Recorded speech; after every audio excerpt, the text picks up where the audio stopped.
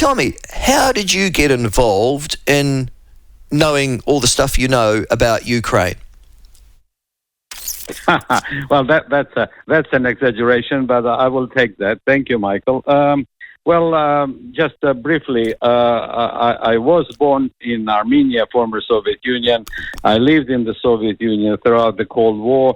And by the way, I'm still a New Zealand citizen and resident. I'm just here in Honolulu guest lecturing, but I belong to Massey University, and I follow post-Soviet, Russian, Ukrainian politics, for a long time. I teach that to my students also.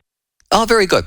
Okay, so could you please make some sense of what's been happening in Switzerland over the last 3 or 4 days, please?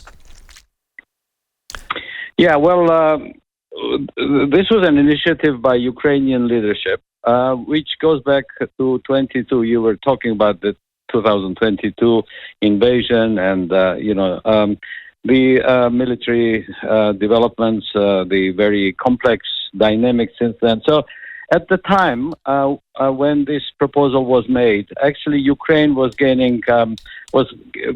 relatively successful in counterattacking. And the idea was that Ukraine will be able to bring together a coalition of countries to support its peace initiative. President Zelensky has proposed a 10-point peace plan, which includes, evacuation of Russian troops from Ukraine and, respect for Ukraine's sovereignty and all of that. But since then, of course, things have changed. Russia has regrouped, has started an offensive. And the Swiss summit had a limited agenda. It didn't look at all 10 points, but focused on the ones that were least controversial, and that had to do with energy security, food security, and humanitarian issues. So 93 countries actually 93, attended. Wow. Yeah. So that's not bad actually. More than 100 were invited. But 93 attended, and a final declaration was signed by 80 out of 93. So some countries are still trying not to be seen as taking sides, although it is hard to understand why a clear-cut aggression by one country against the other one will be seen as something controversial by countries. Now, leading just prior to and obviously designed to influence the summit, President Vladimir Putin of Russia announced a peace initiative in which he... I laughed when I read it. Yeah. Which basically was, listen, we'll stay there and you won't join Ukraine and then we'll leave. So all those... and I think in actual fact it involves Ukraine giving up actually more land, doesn't it? Because...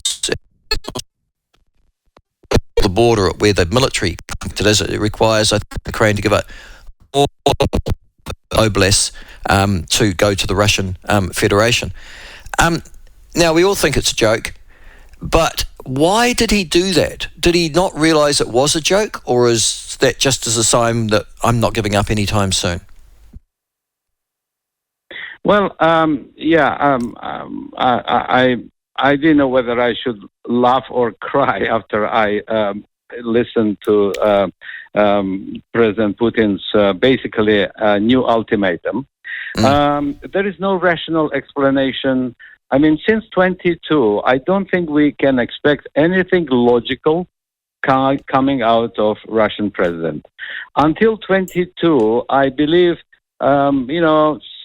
his actions were calculated. The 22 was definitely miscalculated. And since then, he lives in his own world where he visualizes Ukraine as part of Russia, as an artificial entity that needs to be taken care of. So why he did that? Well, I think, it's just maybe a method of, grotesque statement that everyone pays attention to. But, and he likes to tease. He likes to tease the West. He likes to come up with all these kind of irrational, making no sense statements, as if he is like playing with the West. I mean, you can do whatever you like. You can bring 93 countries, but you know what? The more you do that, the more I will be wanting out of you.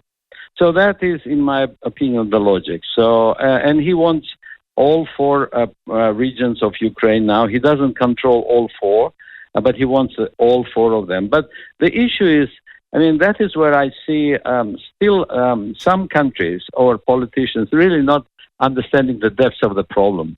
When they talk about a compromise, we need a compromise. We need to bring Russia into this process, and we need a compromise.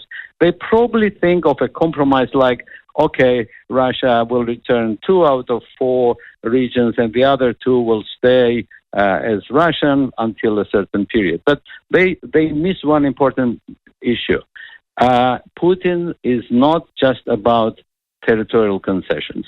He doesn't want Ukraine to remain as an independent entity. And so there can be no compromise about that. Now, it's interesting, though, because the issue here really becomes how long the Europeans and the United States of America continue to militarily and diplomatically support President Zelensky and obviously the Ukrainian people in terms of resisting the Russian invasion. And I think you might have argued with a degree of probity, I would have thought, 2 or 3 months ago, that the West was starting to get Ukraine fatigue, and there was, there were stories in the New York Times, etc., about pressure going on from Western diplomats onto President Zelensky to settle, essentially, just sort of draw the line and get on with it, sort of stuff.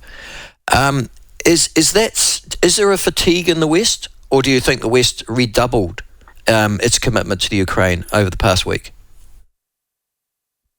Ironically, Michael, the crazier Putin's statements, the more likely are the European countries to come together. Because, there was a period where this was seen as primarily a Ukrainian problem. Ukraine, was invaded. Peace-loving people of Europe, people who value rules and fair game, were supporting Ukraine. And then, yes, there was certain fatigue, and come on, let's maybe agree to a compromise. Plus, American politics, unpredictable what happens in November. But you know what?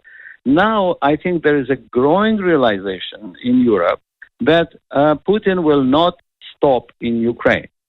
And if that is what the European leaders are starting to understand, I had a conversation here, actually, one someone from Slovenia, the former Yugoslav, and they are like, well, if Trump wins in November and Putin defeats Ukraine, I think Europe is in significant danger.